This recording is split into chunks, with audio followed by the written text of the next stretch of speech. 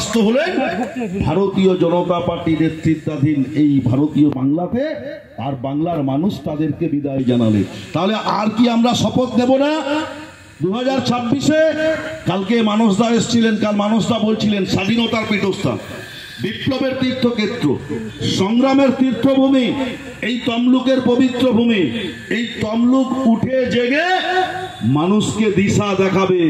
এই তমলুক মহকুমা জুড়ে স্বাধীনতা সংগ্রামকে সংগঠিত করে সারা ভারতবর্ষের 200 বছরের ব্রিটিশ সাম্রাজ্যবাদকে চমকে দিয়েছিলেন তমলুকের স্বাধীনতা সংগ্রামীরা।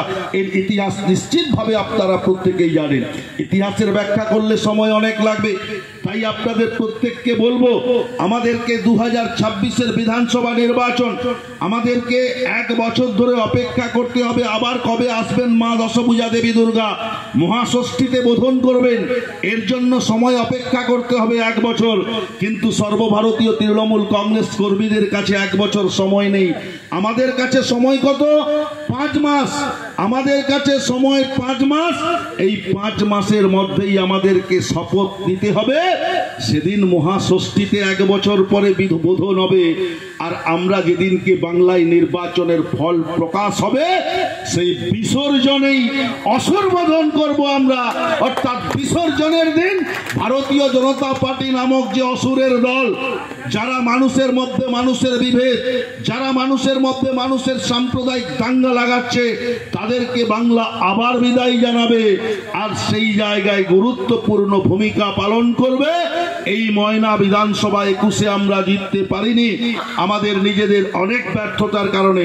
তার কারণ মমতা বন্দ্যোপাধ্যায়কে কেউ খারাপ ভাবেন না।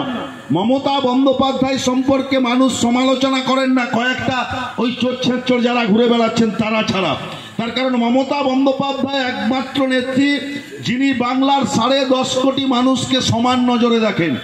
2011 সাল থেকে 2024 সাল পেরিয়ে 25 সাল বাংলার 10 কোটি মানুষের বাড়ি, 10.5 কোটি মানুষের বাড়িতে বাড়িতে মমতা বন্দ্যোপাধ্যায়ের অনেক উন্নয়ন পৌঁছেছে।